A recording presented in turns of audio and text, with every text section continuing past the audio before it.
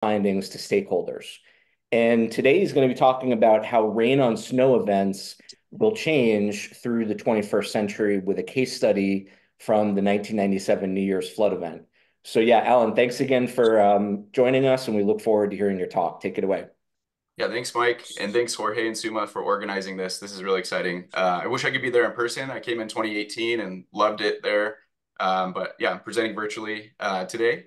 Um, but yeah, as Mike said, I'm a research scientist at Lawrence Berkeley National Lab, primarily working on the DOE-funded hyperfacets and cascade projects within the Earth and Environmental Sciences area of Berkeley Lab.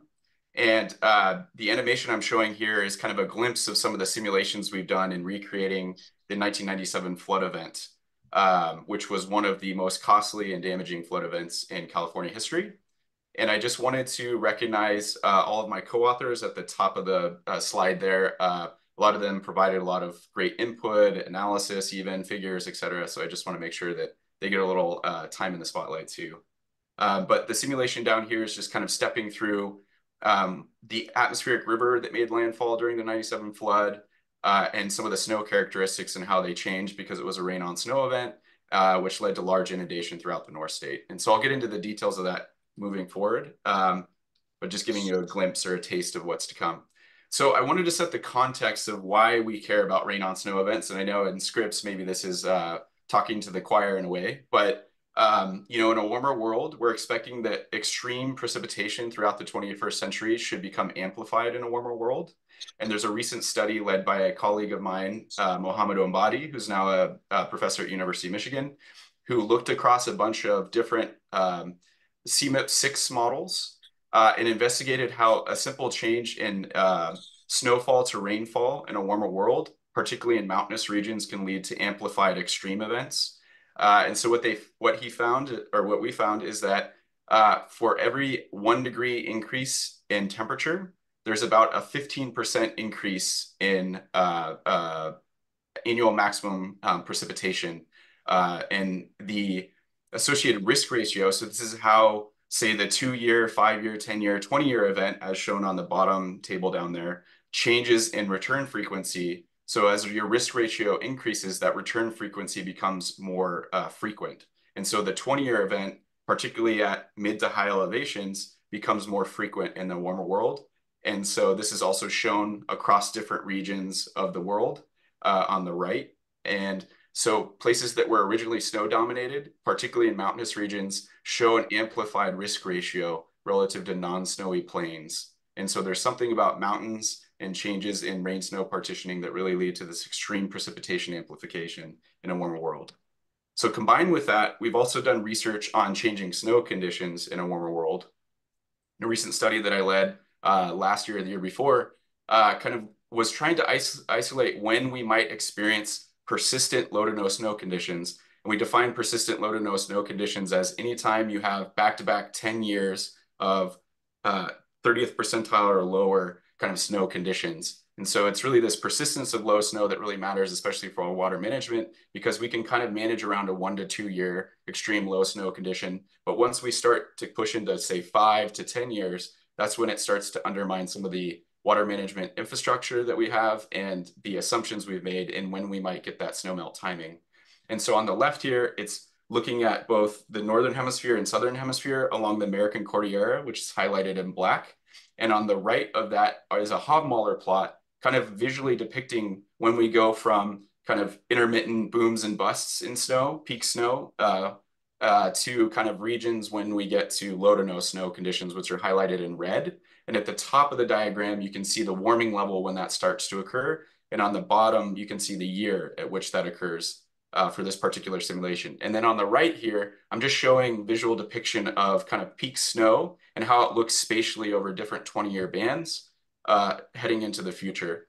And so to formally kind of isolate that, we then tried to identify the date of emergence and the degrees to which that emergence starts to occur, both in the Northern Hemisphere and the Southern Hemisphere.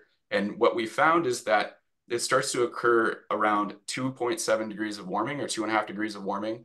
And it occurs faster, or at a date of emergence occurs earlier in the Southern Hemisphere, which was quite shocking. So there's going to be potentially a confluence between, or a collision course between extreme precipitation changes and snowpack changes throughout the 21st century, where there might actually be amplified rain on snow potential at mid-century that then abates as we move into the end century. And so there's a nice study by Keith Musselman in 2018 and others that kind of highlights this and shows that at different elevation bands, you start to see rain on snow frequency change in a warmer world simulation, and that elevational transition of rain to snow plays a large role in rain on snow frequency changes, and they shift upslope.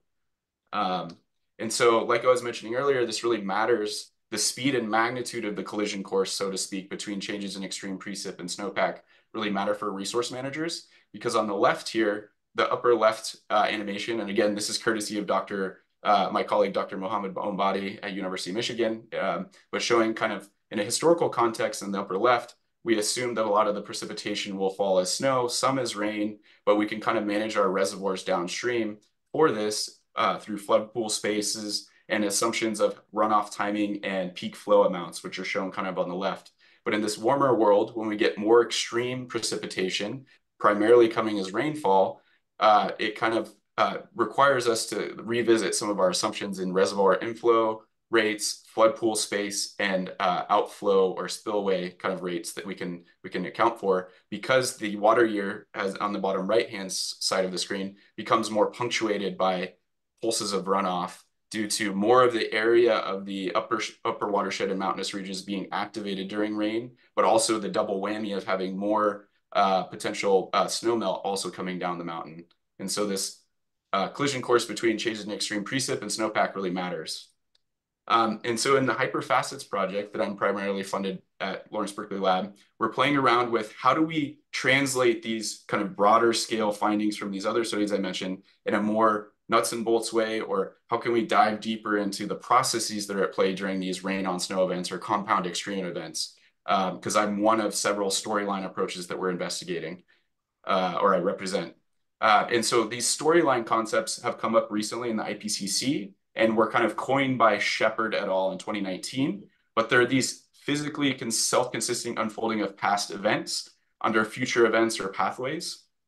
And they're really nice because on the bottom of the slide here, it's showing the causal chain of things that influence compound extreme events. So you can have things like climate sensitivity, which is driven by human decision-making, how global warming plays out in space and time, the remote drivers like climate modes of variability, and then the regional and dynamical conditions that arise through those, and then of course the hazards. And with storylines, you can turn these different causal chain things on and off, so you can really isolate things and eliminate some of the model biases that might propagate down. So we're trying to use these storyline events as conduits to discuss how rain on snow might really influence water management heading into the next mid to end century.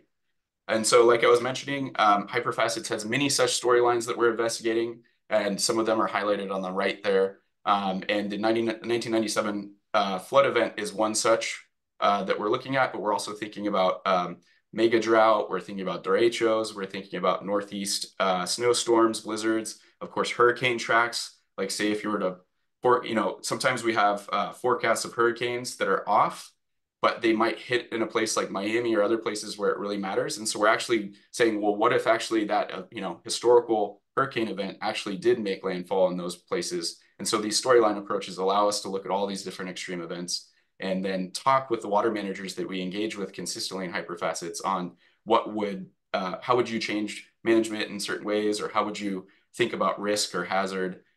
So they're kind of a rich way of looking at these things. And so I gave you a glimpse of some of the animations of the storm event that we recreated called the 1997 flood event. And so just to give you context, it was an atmospheric river event that made landfall in December 31st, 1996. The event lasted for about 4 days up until about January 3rd or 4th of 1997. And it led to widespread precipitation and abrupt snowmelt because an abundant snowpack built up over the 2 months prior to that event in October through November or December. And there was widespread inundation. And, talking to the Department of Water Resource folks that we engage with, this is considered kind of that 1 in 100 year event. And so this is within the kind of paradigm of how they might think about infrastructure investments, especially in a warmer world context. And so just showing you some of the inundation, there was inundation not only in the very northern part of California, in places like Marysville and Yuba City, as shown on the top right-hand figure there, and that's the Sutter Buttes in the background. But unfortunately, a levee broke and flooded a lot of farmland and cities as well in the North State. But I think it led to also the Yuba Water Agency starting to become a lot more forward thinking about future atmospheric rivers and rain on snow. The bottom figure there is a picture of me a couple months ago. I was in the Yosemite Valley, this iconic place that we all know and love. And there's actually the flood water level marker for the 1997 flood still highlighted there. And for context, it's about 7.5 to 8 feet tall. So that entire valley flooded to about 8 feet tall of water, or a couple meters of water during this flood event. So that's about a shack's worth of water, which is just incredible to think about, just being flooded in the valley there. And so, we have kind of a two-part paper series. We have one currently published in the journal James, AGU Journal James, and we have another paper that we just submitted last week on kind of the future warming level stuff that I'm also alluding to. But I wanted to use this talk to talk about this kind of two-part series of papers. So I'll start off by simply explaining some of the Earth system model approaches that we used to investigate the 1997 flood event. We investigated things like horizontal resolution, how it affects the 97 flood drivers and interactions, and then how forecast lead time using this Earth system model kind of as a weather forecasting model, which it's not designed to do, to see how that also shapes how the atmospheric river propagates, makes landfall, changes precip, snowmelt, runoff, etc. And then the second part of the series, which we just submitted to the Climate Dynamics Journal, and it's currently hopefully in review in the next week or two. But this is more on if you took the best resolution, forecast lead time, everything that we learned from the first paper, how would a 1997-like event, how would it change in a warmer world or even a pre-industrial conditions, and how would the different flood drivers become amplified or diminished? And so I don't have time to go over all the cool things that we did in all of these analyses, but I'd point you to the papers, and there will be QR codes that you can scan and go to or see after this talk. But essentially, we looked at the atmosphere through the land surface because we're using an Earth system model that can capture all of these different processes across scale. So we looked at the synoptic scale meteorology of the atmospheric river and the kind of mesoscale meteorology too. So we looked at things like the Sierra barrier jet and how it was shaped by resolution, forecast lead time, etc. And we looked at the AR landfalling characteristics during the event, the storm characteristics, so how much of the water vapor was actually translated into precipitation and rain versus snow fall, for example.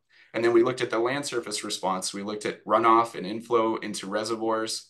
And then finally, we did some causal linkages with land atmosphere interactions to see which of the different antecedent or storm duration changes in certain variables like snow water equivalent, integrated vapor transport, total precipitation, and soil water, how did those different things across resolution, forecast lead time, influence the recreation of the 97 flood? So like I was saying, I don't have time to go over all of them, but I'm going to go over like a few of them that I thought you all might be most interested, but I'd encourage you to look at our paper for more information on the others. So to give you a little bit of a background on the model that we used, so we're using the Department of Energy's kind of flagship Earth system model. It's called the Energy Exascale Earth System Model, E3SM. It is a sister model, I would say, of CESM, and in recent years, about 5 years ago, it split off and became its own model. But we use what's called regionally refined meshes, or sometimes you'll hear variable resolution meshes in the CESM community, and we apply resolution over California at 14-kilometer resolution, as shown in this diagram here, 7-kilometer resolution, and 3.5-kilometer resolution. And the rest of the resolution kind of coarsens out away from California to 111-kilometer resolution, which is typical of an IPCC model. And just to show you the benefits of doing that, you can see the Sierra Nevada topography, or just coastal topography of California too, start to get more and more resolved. You start to see more land-sea contrasts. You start to see the valleys of California and the high peaks of the Sierra Nevada start to become better represented. And so resolution really matters, as we all know. And then what's also unique about this study is that it's an Earth system model, so it's designed really to do means, not extremes, and it's designed to think about global scale things. but we can use it now as a kind of forecast model, thanks to a lot of hard work by Colin Zarzicki, who's a professor at Penn State. And he's developed a GitHub repo called Betacast that kind of does a lot of this, the heavy lifting of making it so that this Earth system model can be used as a weather forecasting model. So what we did is we did kind of 6 forecasts based on computational power that we had at our disposal. And we did an initial condition forecast 12 hours apart. And so we started the forecasts on December 28th. So this is about 4 days before the actual flood event. And then we incremented 12 hours later and did the kind of initial condition forecast and let the simulation or the Earth system model kind of forecast forward 8 days forward. And then we evaluated December 31st up to January 4th for a lot of the analyses I'll show. And then we did a lot of the AR tracking using Tempest Extremes. And I've had a series of papers in the past few years explaining our methodology, how we track the ARs, maybe some of the uncertainties of that. But what's neat about the methodology is we can also compute the Ralph et al. AR category scale and different landfalling characteristics of the AR event. And so just diving in here in the historical validation kind of results. So what we basically show is that going from 14-kilometer down to 3.5-kilometer, again, these are 6 forecast average estimates across space and time for the AR category scale and the different components that make up that AR category scale, max IVT, max IWV, max total wind, etc. Does not really get influenced from 14-kilometer down to 3.5-kilometer. There are some, localized differences, but in general, it's kind of noisy, indicating to us at least that resolution doesn't really shape the AR characteristics at landfall. And maybe you can get away with using 14-kilometer for that particular aspect of the storm. But resolution really matters, as I was alluding to earlier, especially when we're resolving the topography better. So the AR itself is just the potential for precipitation. So now we're showing the actual realized precipitation that occurs as the AR is orographically uplifted on the coastal range and the Sierra Nevada. And what we're showing on the top here is the 14-kilometer simulation, and then you can move down, and these are difference plots of storm total precipitation. So you can start to see along the crest of the Sierra and actually the lee side, you start to see amplification of storm total precipitation. And on the the windward side, you might actually see a reduction as the elevation bands start to become more concentrated in space. And then also you start to see that more of the storm is producing snowfall rather than rainfall. So regions where you see blue is actually where snow came out rather than rainfall. And then runoff efficiency, which is dependent on not only IVT, soil moisture, etc. It starts to have a lot more heterogeneity as you resolve at higher resolution too. So runoff also kind of changes as you refine resolution down to 3.5-kilometer.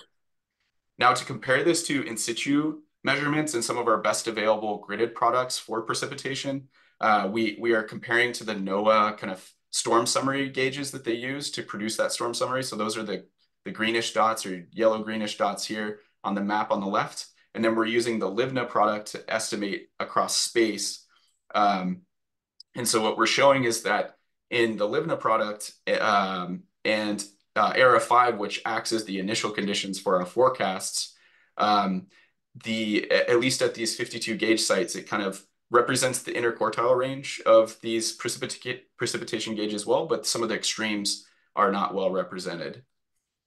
When you start to look at the 14-kilometer run of regionally fine mesh E3SM, it's again represents some of those distributions of the precip gauges quite well. And compared to a kind of conventional strategy using the weather research and forecasting model, also run with ERA5 conditions, it has a comparable performance. And so we wanted to see, how does RME3SM compare to some of the best available traditional weather forecasting tools too? And you could argue that, it's performing about the same.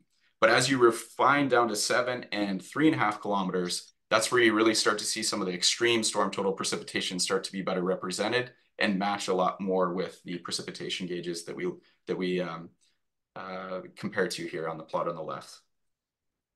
And so you might be wondering, especially at Scripps, I know you're very interested in forecast lead time with AR events through the CW3E efforts.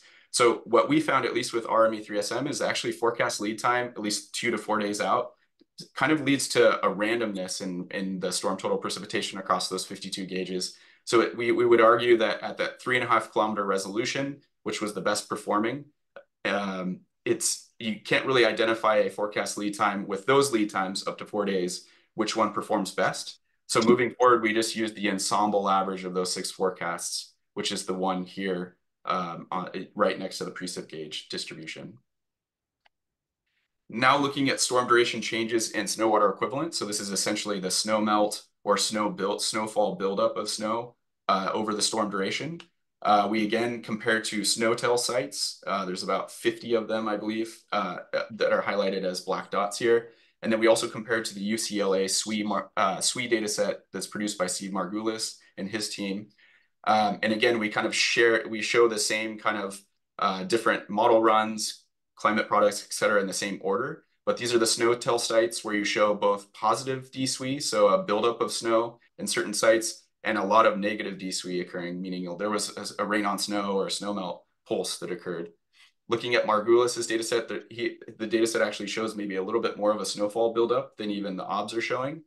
ERA5 kind of has a very muted DSWE response, again, because it's a coarser kind of model run, but we wanted to compare to what the initial conditions we used to do the forecast would look like, and kind of highlight the value of resolution as well. And then again, this is the WRF run at 14 kilometer, the RME3SM at 14 kilometer. They're kind of giving you similar answers. And then as you go to 7 and 3.5 kilometers, you start to see more of the positive DSWE start to occur, but also some of the negative DSWE as well. So I've kind of shown you some of the bright and cheery or like best performances in the model. So some of the places where the dirty laundry is kind of in the runoff estimates is what I would say. And so we compared runoff estimates across the 8 of the major watersheds of California that feed some of the major reservoirs. And so what I wanted to say is that we did not tune our land surface model or the hydrology within it to be optimal for this 1997 flood event. We used out-of-the-box settings that you would get from E3SM. And so we didn't expect perfect performance. But with that said, in Shasta, so the 14-kilometer run is this cyan, and then 7 kilometers is this green, and 3.5 is the blue. But you start to see that as resolution increases, you get more of a flood pulse or reservoir inflow pulse, I should say, with resolution. But maybe the peak and shape of the curve starts to look a little bit more realistic compared to US Army Corps estimates of reservoir inflow. But it is too much water maybe coming in all at once. Whereas if you move further south to Pine Flat Reservoir, you actually start to get a better representation with resolution. And then in places like Isabella, and there was one other reservoir, the shape and the magnitude are way different than the reservoir inflow estimated by US Army Corps. And we're expecting that because we don't have infrastructure in this model. It's kind of natural flow conditions. And so you can see that I think in Isabella, there's something to do with the managed system that's changing the shape and magnitude, or maybe there's some model uncertainty. So there's some other things to explore within the land surface model and making RME3SM maybe a forecast model. But with that said, again, I'd point you to our AGU James paper to learn more about our historical validation study. But essentially, we set out with very simple goals, as I was mentioning, and we found that a 6 forecast average with a 3.5 kilometer resolution actually does pretty well in representing at least some of the flood drivers that shaped the 1997 flood event. Horizontal resolution really matters for things like the spatial structure of orographically forced precipitation, the precipitation extremes, and the DSWE responses, but actually had minimal maybe influence on AR characteristics, for example. And then the forecast lead time, at least at the lead times that we looked at, which is 2 to 4 days out, there was kind of minimal influence on some of these precip extremes and snowmelt skill. So again, we used kind of the 6 forecast average. So I'm going to transition now into talking about our warming level analysis. And I wanted to talk a little bit about the experimental design on that, because it's a little bit like a pseudo global warming approach that you might have heard about that folks use in WRF and whatnot, but it's slightly different because it's a global model. And so what we do is we take the warming level deltas from the CESM large ensemble. We take those warming level deltas for specific humidity, temperature, and surface pressure, and sea surface temperatures, and we apply that to ERA5 and the ocean and sea ice conditions that we prescribed in these simulations. Then we apply that at the different warming levels shown here. So when CESM lens, pre-industrial, we call it that, but it's really 1921. Our control simulation is the observed 1997 conditions. 1K, 2K, 3K, 4K is when CESM large ensemble reaches that threshold. We take those deltas and we apply it on top of the 97 event time frame. So, January 1997, December 1996. And so you get not necessarily 1K, 2K, 3K, 4K. You actually get worlds that are at 1.7 degrees of warming, 2.5, and 3.5 because it's added on top of the 1997 conditions. And then we interpolate those data sets from ERA5 into the RME3SM grid. We use that as the initial condition in the atmosphere to then do the 8-day forecast forward. And then again, we do 6 of those and we average those together to produce the analysis that we'll show. But again, these are the kind of over the storm or the 4-day period, these are kind of what the 2-meter surface temperatures look like. And these are the differences. And so even what was interesting actually about this 1920 period is that in pre-industrial, there was this period of time of amplified warming in the Arctic that I didn't know about. So from 1920 to 1930, and it actually led to the pre-industrial conditions being actually quite near the control simulation. So anywho, there's some details that you could read in the paper when it becomes published, but we call these, again, the simulations pre-industrial, control, or sorry, these are flipped actually. It should be control here, pre-industrial.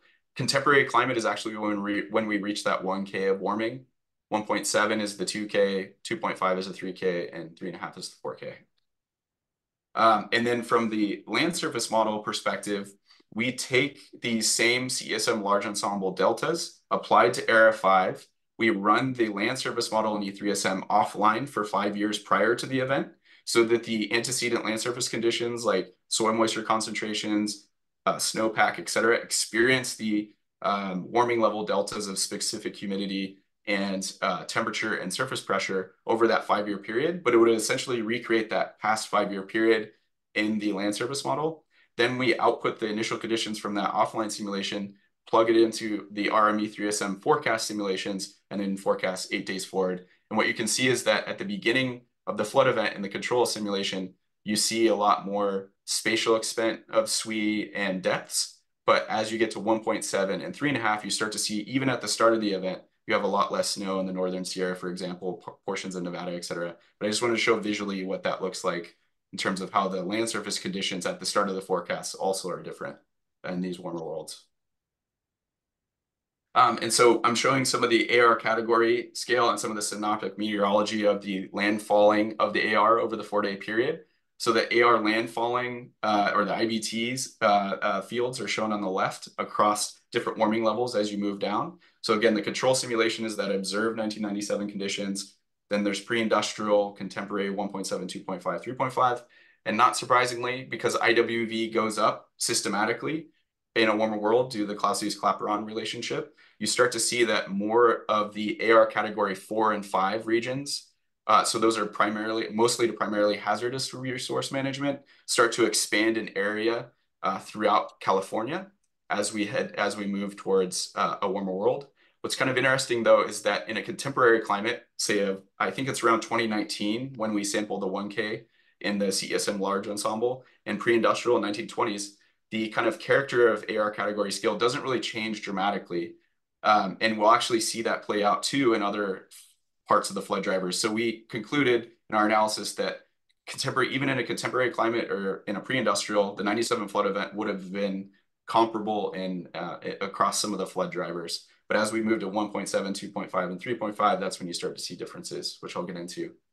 So now these same box and whisker or violin plots are like similar to the ones that we showed for the historical validation study, but now looking across warming level. So you have the pre-industrial conditions here, and I just put the precip gauge data and the snowtail site data for DSWE kind of here just to show what observational uncertainty might look like from the pre-industrial or control run.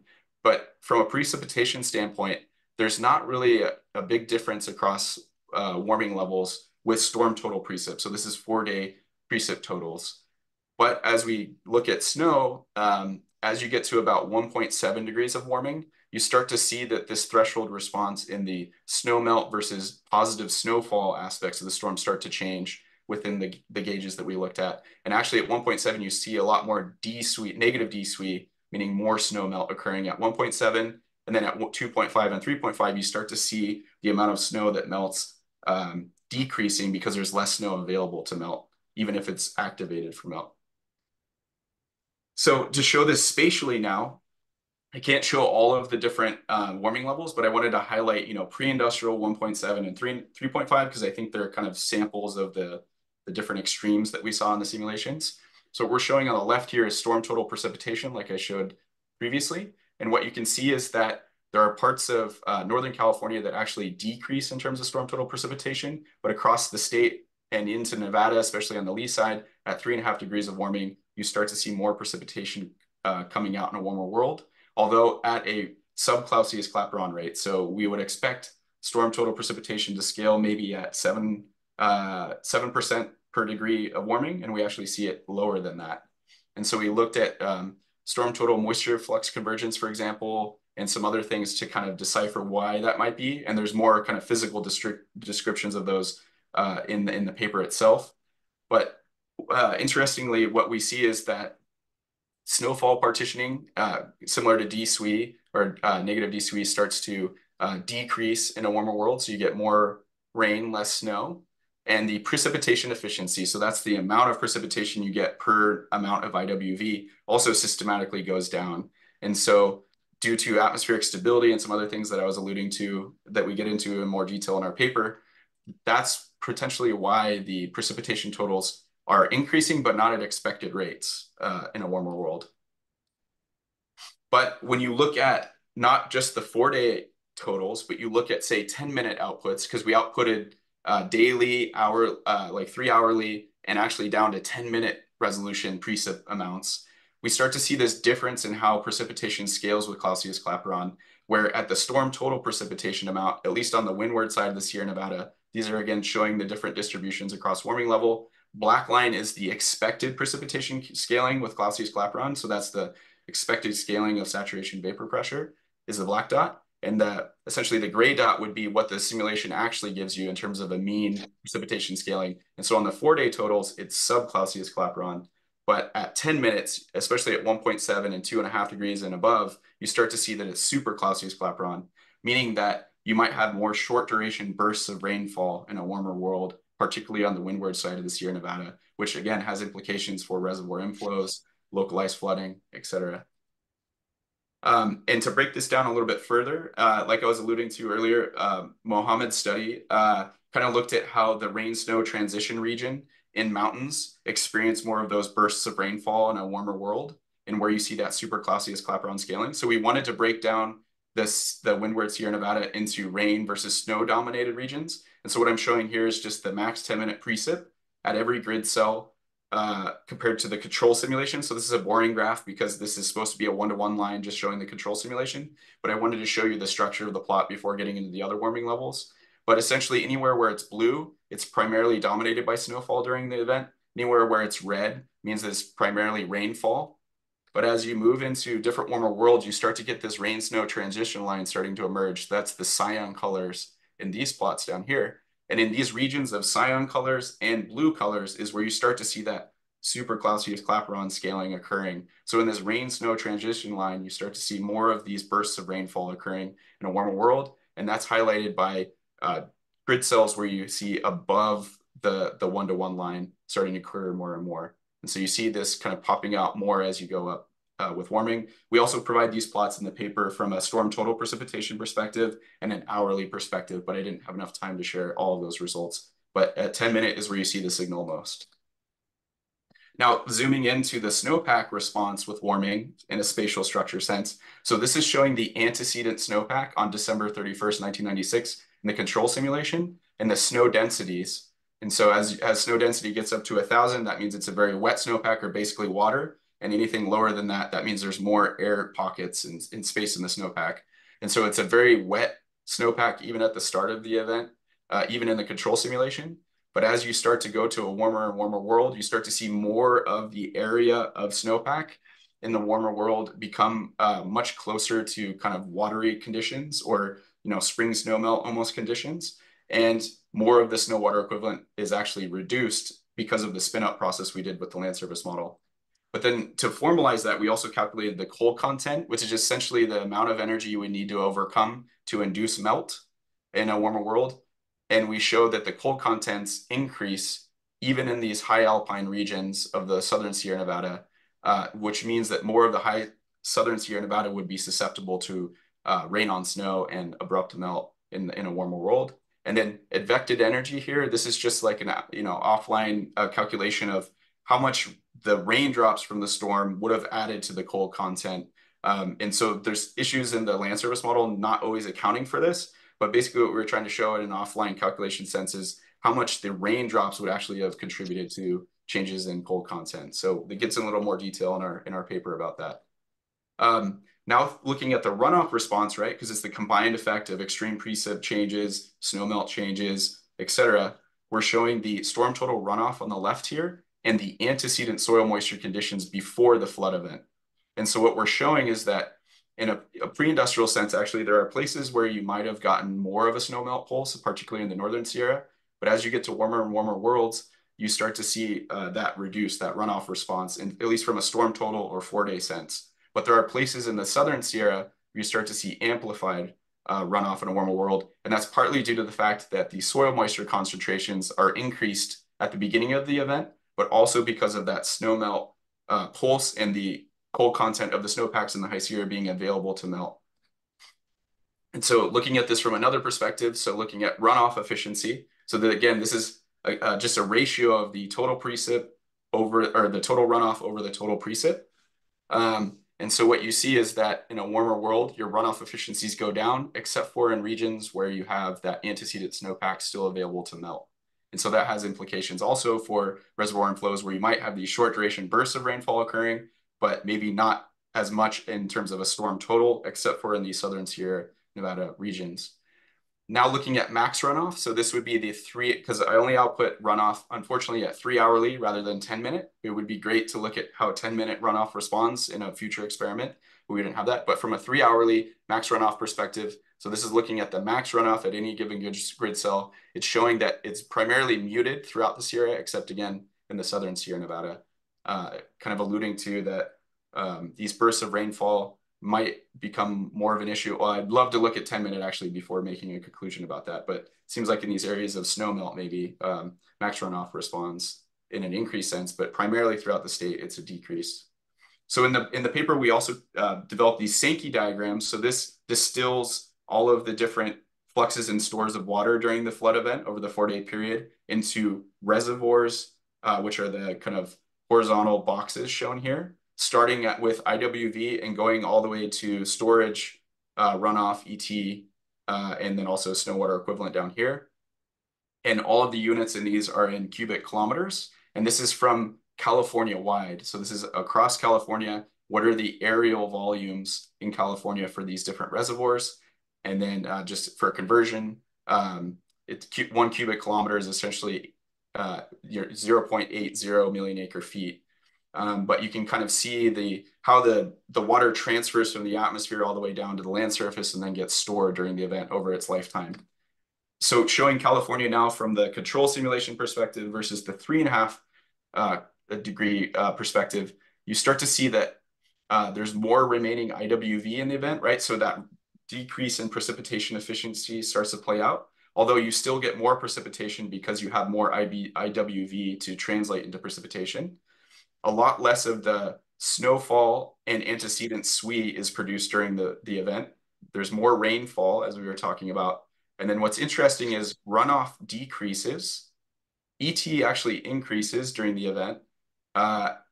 And there's actually more water being stored in storage. That would be soil moisture and groundwater in the model. But again, this model is not necessarily the best for groundwater estimations, et cetera. But I just wanted to show what storage might look like. And then, of course, the remaining SWE and antecedent SWE is 6 cubic kilometers smaller in a warmer world. And you have a lot less remaining SWE after the event. And then we've done this not only for California, but we've done it for Nevada. We've done it for the Sierra Nevada Windward region, the leeward. So I'd encourage you to look at the study in the future when that's available to look at different regions that you might be interested in. But again, Nevada has somewhat similar results as what we found for California, although the snow response is a little bit more extreme in that you basically get 0 remaining SWE at the end of the event, which is quite interesting. So I have the QR code here, which would point you to the preprint of this warming level paper. But again, it's just submitted to Climate Dynamics, needs to go through peer review. So just take it with a grain of salt. But yeah, I would love to hear some feedback you might have, particularly on that paper. But to answer that, very simple question that we had at the beginning of if the 1997 event occurred in a warmer or cooler planet, would the flood response be amplified or diminished? We show you that storm total precip is less sensitive to warming, yet snow to melt response to warming is threshold dependent. Again, at 1.7 to 2 degrees of warming, you start to see more negative DSWE.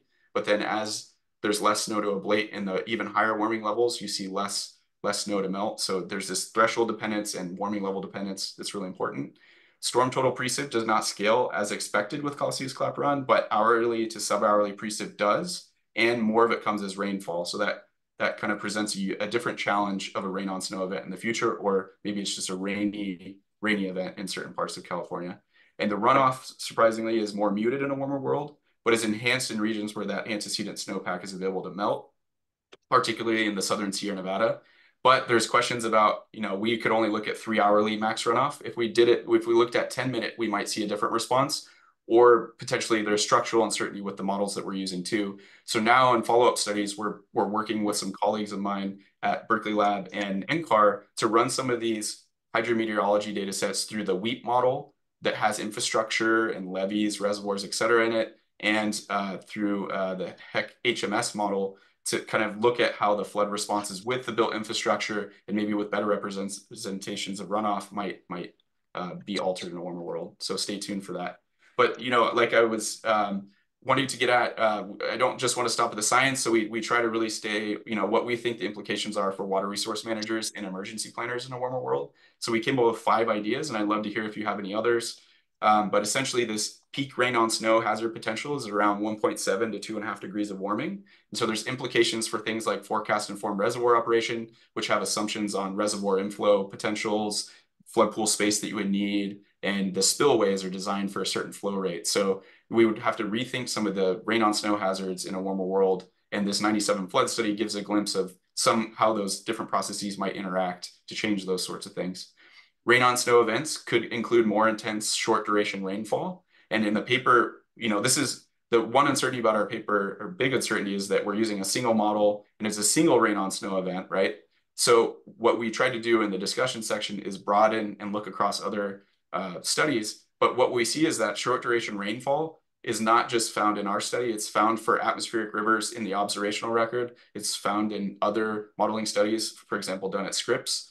And it's also even seen in the winter time in the Alps. So this short duration, high intensity rainfall, that super costliest clapeyron has been seen for other weather events during winter time. And so that has repercussions for local flooding potentials and things that might arise that didn't occur in the 1997 flood event, for example. Again, just mentioning the precip scaling with warming also from a multi-day where it was sub-costliest clapeyron versus sub-hourly, which was super costliest clapeyron. That has also importance for designing infrastructure and how we manage that infrastructure. So as we roll out investments for where we need new infrastructure or hardening infrastructure, we need to think about how the 4-day part of the event might play out differently than the 10-minute or short duration aspects. And then the other interesting thing is that the flood hazard potential really shifts from the northern part of the state to the southern part of the state in California and Nevada, and there's more enhanced lee side spillover. So thinking about infrastructure investments, I would argue that the state has really invested heavily in the northern part of the state with Shasta, Oroville, Folsom, et cetera, but the southern part of the state maybe has less investment. But in this warmer world where you get more flood hazard potential in a rain on snow event, maybe we need to start thinking about shifting investments further down south as the snow line retreats in a warmer world and becomes concentrated in the high Sierra and might be available for these rain on snow events. And then something that was interesting from a science side too is that the AR category scale, although it systematically increased with warming, we really showed that the land surface conditions really matter too, and that there's very heterogeneous changes that might allude to the fact that the AR category scale maybe should add some different things to it, like land surface condition and angle of incidence of the AR and some other things. It's a really nice, rich scale to kind of generally convey conditions. but maybe if we update it to be more responsive to rain on snow events in the future, that might be an important thing that we pursue moving forward. And then, yeah, I just wanted to thank the U.S. Department of Energy Office of Science through the RGMA multi-sector dynamics program areas that primarily fund the hyperfacets and cascade projects, and myself. And I'm just going to put this eye candy back up here so you can enjoy. But if you ever want to reach out, please email me, or you can visit my webpage where I have some of these animations and different studies I've done, or you can follow me on X if that's still a cool thing to do. So with that, I'd be happy to take any questions, and maybe I should unshare my screen so I can see other people. Thank you very much, Alan, for this talk. And now if anyone in the room has a question, we have one, we have two. So start. Yeah, hi, it's very nice talk, very interesting. Actually, I have some beginner questions because I'm not very familiar with the model you're using. Is that an atmospheric only model with some land surface embedded, or is it like fully common model? Yeah, that's a good question. So it's an Earth system model. So it essentially could be run fully coupled. What we did in our experiments, fully coupled meaning you have an atmosphere model, land surface model, and an ocean model, and sea ice, et cetera. And they all interact with one another in a fully coupled sense. But in the runs that we did it one step removed from those fully coupled. It's called AMIP. And so we prescribed sea surface temperatures and sea ice conditions to kind of isolate, like I was saying in the storyline approach, some of the causal chains of influence of the ocean to just give it prescribed conditions. And then the atmosphere and land surface, at least over the forecasts of the 8-day of the event, those can interact with each other, and they're simulated at seconds to minute scale in terms of all the different processes. So I hope that clarified.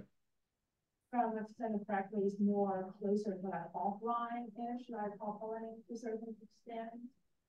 Oh, sorry, Jorge or could someone repeat the question? Sometimes it's a little hard to.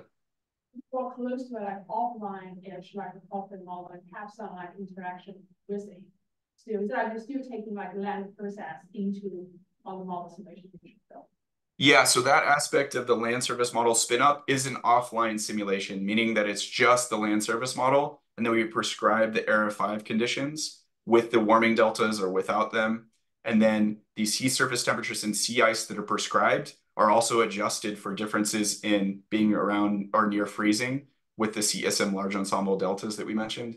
So there's, yeah, the tool chain is called BetaCast, and it's developed by Colin Zarzicki at Penn State. And it's available on GitHub if you wanted to learn some more about how all these, how the sausage is made, so to speak.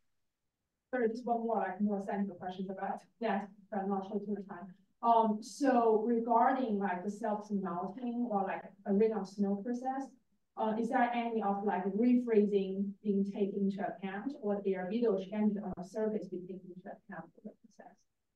Yeah, so if you're familiar with the community land model, the E3SM land model is essentially very similar in terms of snow hydrology, and they have a really nice page that's publicly accessible where you can go through all the different snow hydrology feedbacks in the model. And I'm pretty sure refreezing is available in that model. One thing that we pointed out in our paper, and this is common across a lot of snow models, is there's no flow fingers or some things that are also very important in rain on snow events. And so we did talk about how it has a uniform wetting front as it goes down each layer, but adding flow fingers might change the rain on snow and cold contents, et cetera, of the snowpack. And so we just highlight that as like a next step that maybe needs to be developed if rain on snow events become more important in a warmer world. But yeah, we could essentially take that hydrometeorology data that we produce though, and we could run it through a different land surface model or snow hydrology model, or as I alluded to, we're going to start doing coupling with a WEAP model or some of these water infrastructure modeling kind of things. So. Thanks so much, appreciate it. Yeah. We had another question in the room. Yeah, so you mentioned that you had one slide that showed an expansion of the rain snow transition line. And I wanted to know if you have a sense of elevationally what that means, because I'm come from the observational side where we're putting out sensors like disdrometers that are measuring some of that. And that could help us think about where we might want to site them in the future. Oh yeah, that's really good feedback. Yeah, unfortunately we didn't calculate the exact elevation bands, but that's true.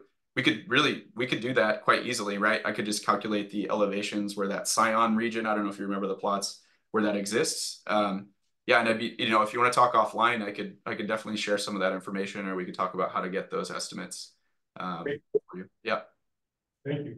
Yeah. And we had somebody raised her hand online, so unmute yourself and feel free to ask the question. I think it's Dan Kangan. Hey, Alan, really nice talk. Much work there. Yeah. Thanks. It was a book. It was a book of stuff. The thing that surprised me was the decline in runoff in the 1997 warming level exercise. I wonder if you can elaborate on that a little bit. Was that runoff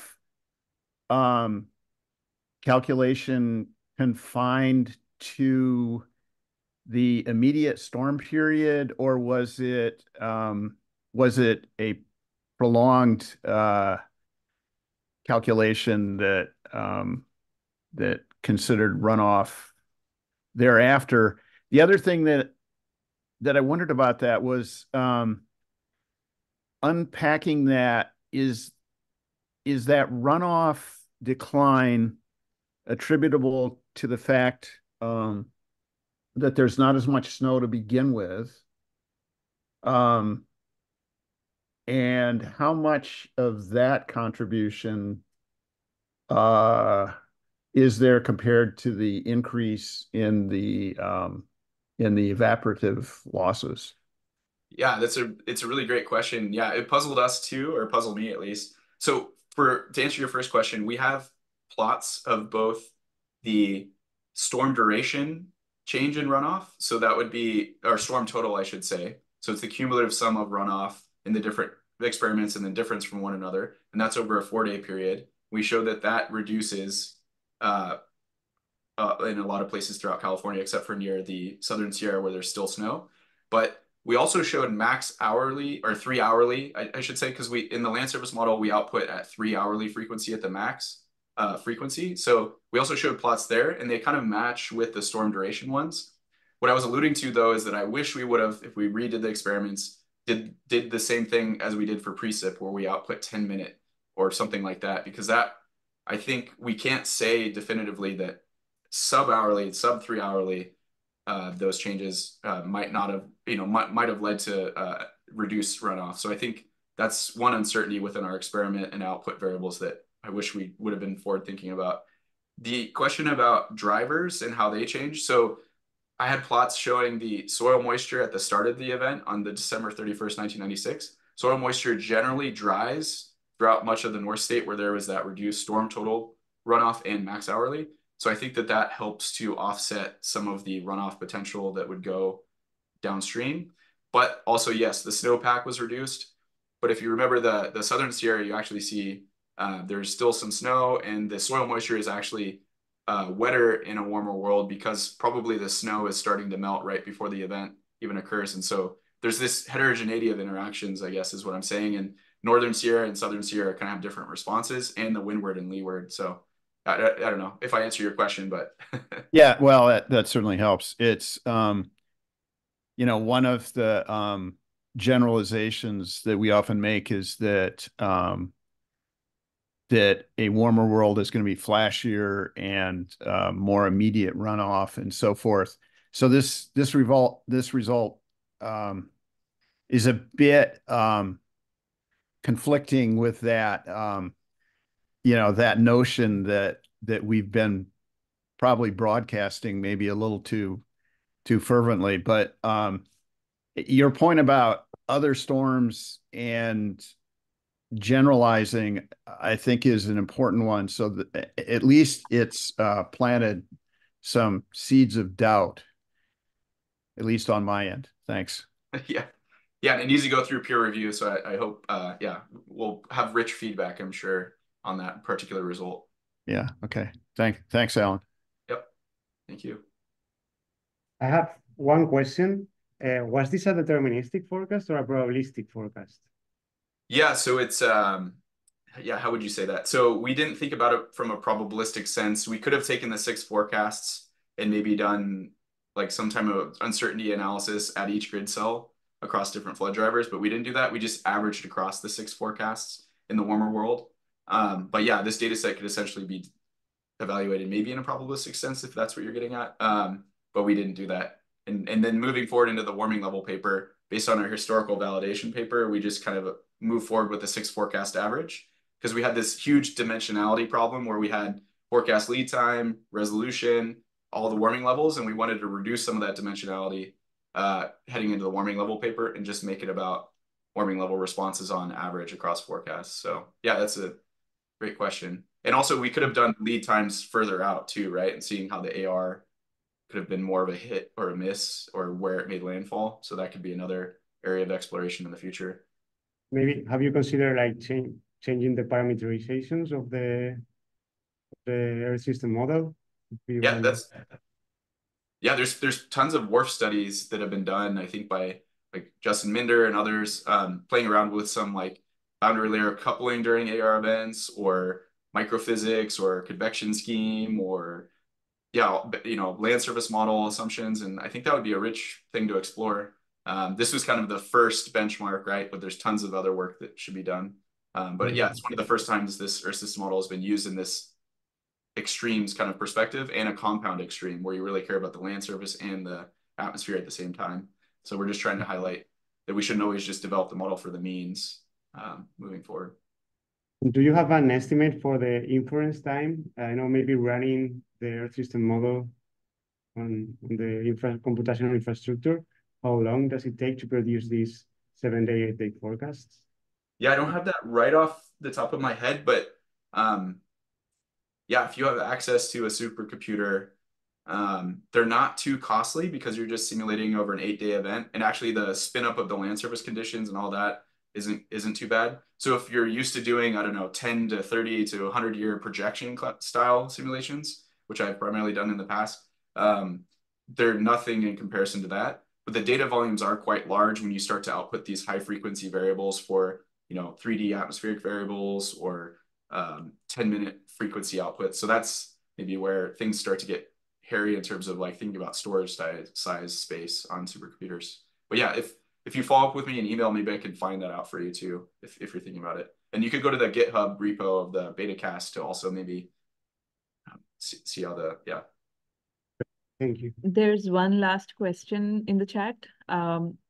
What is the main driver of snowmelt? Is it temperature of rain on snow, latent heat of fusion, or condensation of warm, moist air passing over the snowpack, latent heat of vaporization? Does your model consider these two? Yeah, that's a great question. So I believe that there is a misnomer, right, in the literature on rain on snow that it's not actually the rain contributed aspects of the rain droplet energy into the snow.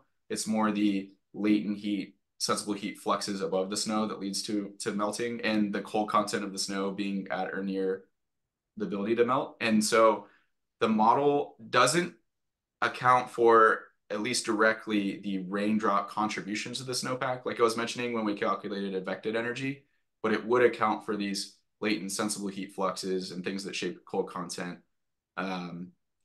like condensation on the snow and, you know, different things like that. So yeah, hopefully that answered your question, but you know, adding flow fingers was brought up by a lot of my co-authors as an important next step for the model development side of things, and maybe even adding hydrometeor energy transfer into the snow. That's another thing that probably needs development.